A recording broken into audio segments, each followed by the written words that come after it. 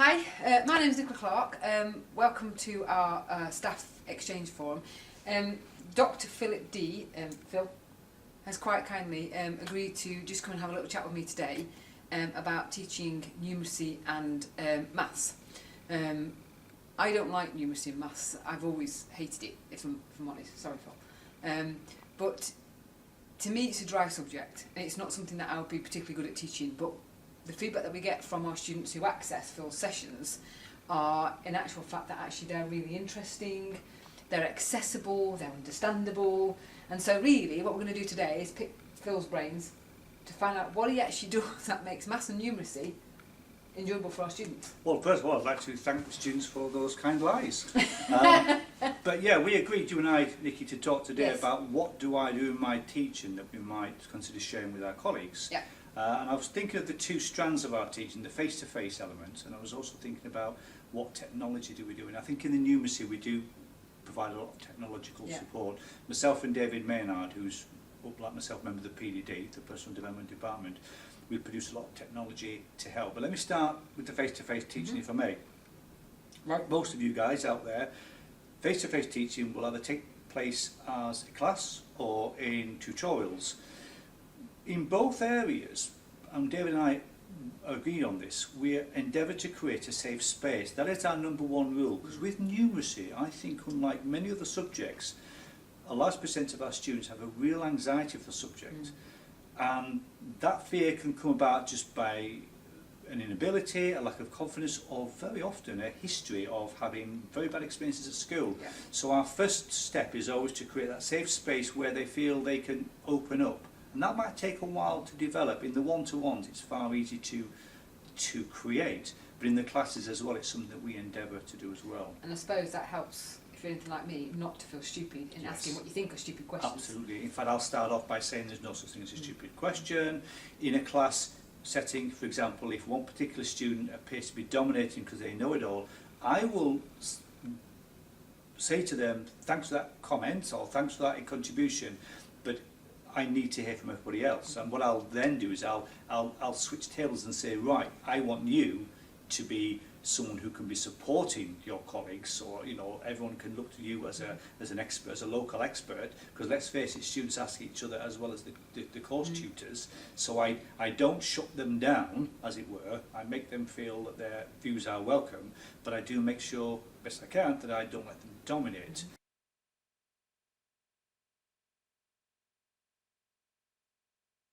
And I suppose that helps, if you're anything like me, not to feel stupid in asking what you think are stupid questions. Absolutely. In fact, I'll start off by saying there's no such thing as a stupid question. In a class setting, for example, if one particular student appears to be dominating because they know it all, I will say to them, thanks for that comment or thanks for that contribution, but I need to hear from everybody else. And what I'll then do is I'll switch tables and say, right, I want you to be someone who can be supporting your colleagues, or everyone can look to you as an expert, as a local expert, because let's face it, students ask each other as well as the course tutors. So I don't shut them down, as it were. I make them feel that their views are welcome, but I do make sure, best I can, that I don't let them dominate. So in the classroom and one-to-one setting, I create this safe space where I tell them it's okay to ask any question. I also tell them it's okay to acknowledge where they're at, and that might take a bit of doing to establish where their baseline is. In the one-to-one, you can be really honest with each other, but I still will endeavour to do that with the large classrooms. Because I suppose that's the thing with numeracy, isn't it? Everybody's coming in with different skills and different level of ability with regards to maths and the kind of maths that we actually require here in this type of faculty. Different levels of confidence, different levels of experience and skill, and then added onto that, overlaid onto that, is they come with different methods that they have been shown. Yes. So you have this real tricky issue of how do I teach this. So my philosophy is always keep it simple. They do not need to know 3 or 4 ways. One way is enough. If I try and teach them 3 or 4 ways, they'll go out of the room knowing no way. So I over the years, I've settled upon certain methods that I will use for each skill, certain method for addition, for multiplication, etc. And I will say to them, if you have another way that works for you, fine, do not change your way. I don't want you to somehow translate it to my method. No, keep your method. In fact, I'll say to them, ignore this part of the lesson if you're already comfortable with your own approach. Then I will develop my approach.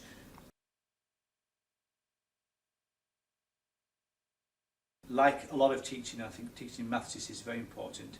I'll start with a worked example, and then I'll get them to do work as well. So I will perhaps get them to chip in, and then I'll have a little exercise. I don't remain static. That is where I get my most interactive, because while they are doing it, either in singles or pairs, very often in pairs if I feel there's an anxiety in the room, I will then go around and constantly circulate. I'm not interrogating them, I'm just looking over their shoulders, having a chat, very often sit down to the same level. Again, it's that thing about breaking down that barrier between expert and non-expert, just to reduce anxiety levels, just to help them move along. I make it clear as well. I'll say, I don't expect you to walk out of here an expert.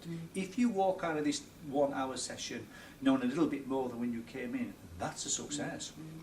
Mathematics, numeracy is all about perhaps 1 step forward, 2 steps backwards. It's something where an acknowledgement of the emotional dimension, I think, is a really, really good starting point that I discuss with them and constantly come back to. See, when I think back to my time doing maths GCSE, we didn't get any of that. What we got was a bloke stood at the front of the classroom with a big whiteboard talking at me about simultaneous equations and regarding the situation and like, what situation am I looking at? It's gone straight over the top of my head, and it's frightening. And if a student asks you to clarify something, bad teachers will simply repeat exactly what they've said word for word. I quickly realised if they're asking the question, what they mean is, I didn't get that explanation, can you couch it a different way? And again, over the years I've developed more than one way of approaching that particular sub-point. So your sessions are quite interactive? Absolutely, they have to be. Yeah, okay. They're also unstructured. I do not go in with a lesson plan. I go in knowing what I'm going to cover, because that is determined by the examination. So I'll start at the exam and work backwards. Right. So if it's a first years and it's my session 1 with them, I'll start by showing them the paper, or rather an example of the paper, just to reassure them this is your skills list. This is an audit of the skills you'll need to accomplish by the end.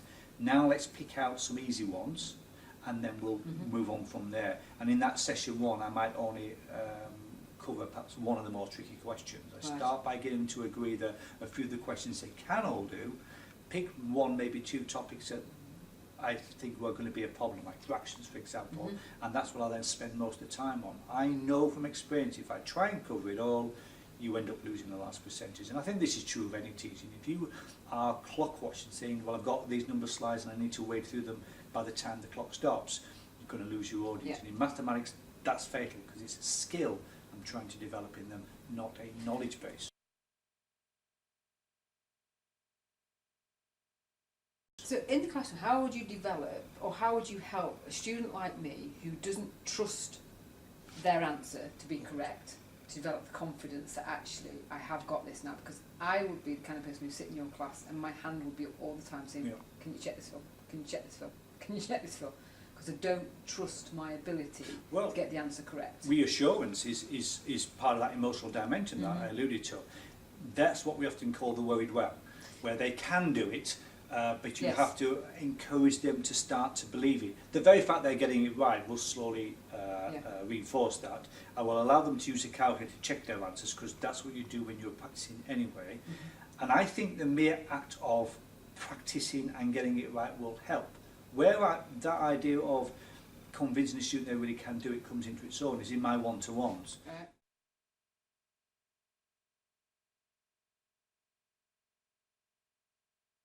A lot of our work, myself and David's work, are in the one-to-one tutorial setting. What we do then, and again we are shamelessly working towards the examination, and we're thinking about the skills they need for the exam. Once we've covered the core skills required for the exam, we do not go beyond that.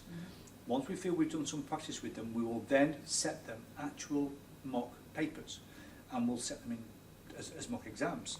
Now, initially that's quite terrifying for students. They're thinking, oh my goodness, you know, I can't do this. And I say, well, it's okay, it doesn't matter what score you get. Here's a paper you've not seen before. I'm going to leave the room, give you half an hour, and see what score you can get in half an hour. Do not worry about what your score actually is.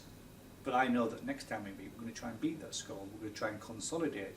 So the 1 hour tutorial is split into that half hour they have a go, and then a half hour we debrief. So we go through markets, and I will always praise and reinforce what they've got right, and then we look at where they need to get. Now, if a student gets 5 out of 10, which looks like a poor score, I'll say, no, you only need 2 more points. And then you've got this pass mark, which is in year 1, 7 out of 10. So I'll do that tactical approach as well, which I know many students do. Tutors pretend that students aren't tactical. Yes, they are. But I make it part of my teaching, because I'll always acknowledge the eye on the prize. The prize is the passing the examination. Yeah. That 7 out And I of suppose 10. what you're doing by doing that is developing their confidence that actually they can do, and they can sit an exam and pass it under almost exam conditions. And it is exam conditions, because there is an element of the nerves of real exam, because although it's just me, I know that they're thinking, I want to pass this for Phil, because that's, you know, Phil's been teaching me and I want to do well on that. And I do ask a question. I know it's something you use yourself. I asked a question after a while, after a few of these, I'll say, are you starting to believe you can do this? How do you feel? And I often ask them how they are feeling, rather than, do you get it now or don't you get it now? Because I know that the feelings can be part of the success, it can also be part of the failure if we are not addressing that dimension of their learning. And I think this is something which I've taken forward in my other teaching too, things like statistics and research methodology. I think it's just the emotional dimension is part of all of the teaching that we do. Mathematics is just particularly apparent and has been explored, I think, in the past.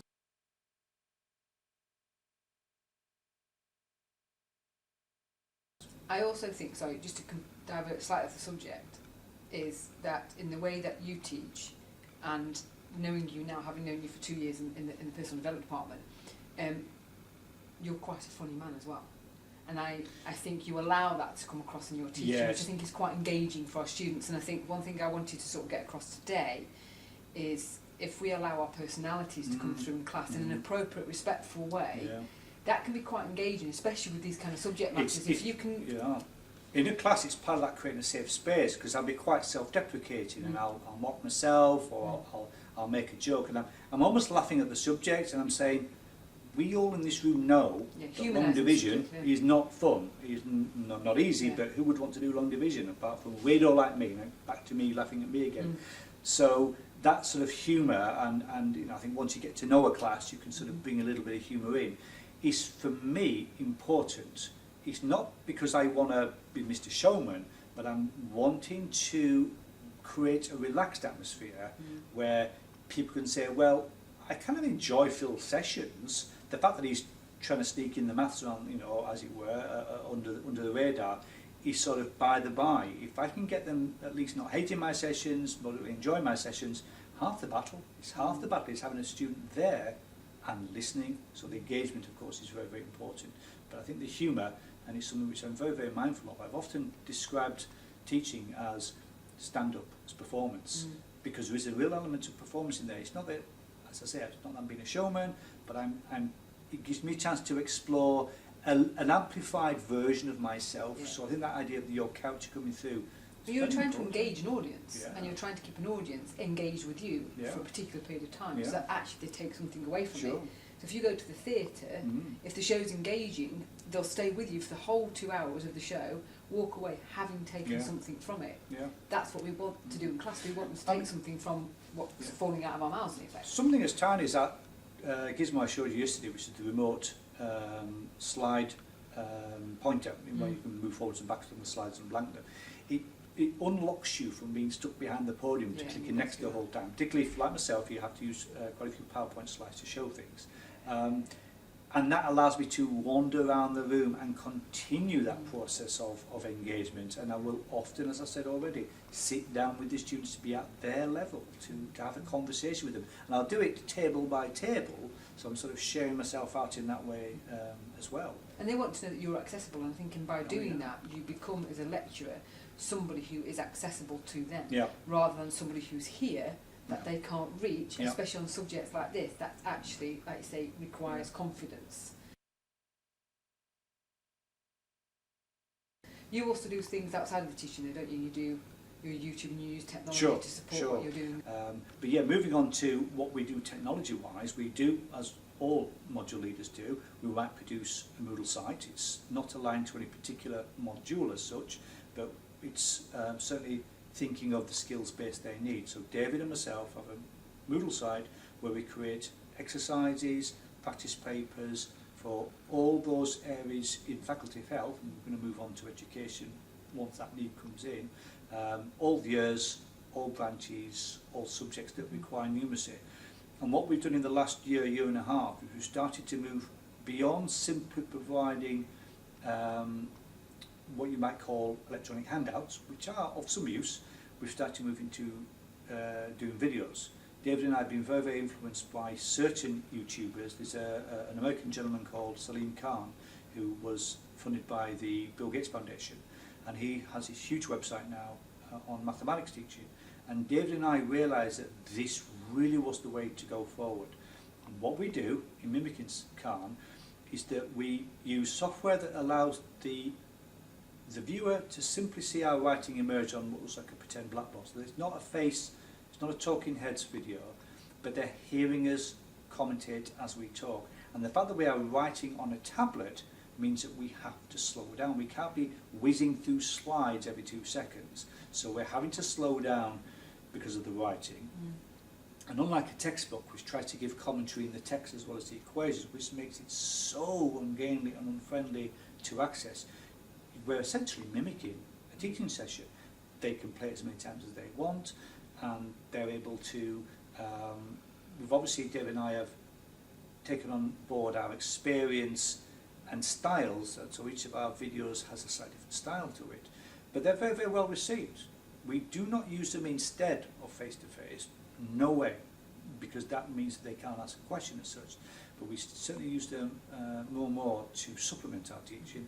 And the proof of the pudding is the number of hits. We are getting, we're now getting thousands of hits. In actual fact, because I happen to put mine onto YouTube, it means I'm also starting to get a lot of interest from outside of the university. At the last count, I had 42 different countries have actually accessed my videos. I'm not saying in large numbers, and I'm already in talks with marketing to say, what can I do to turn that traffic into people showing interest perhaps on the international setting. So there's a wider context as well at work there. But certainly with the YouTube, it's something that David and I have got the kit for. We're becoming slowly but surely better at, because we're not natural performers in terms of performing to camera or performing to a mic. And I certainly, speak for myself, don't have the most engaging of accents. I think I'm quite tonally fairly flat, so I'm always working on that. But it's something I really, really enjoy, and I think it's something which is helping students past, present and future, because a student thinking of coming in to the university can find them as well. Yeah. So in a nutshell, we're looking at creating a safe space. Yep.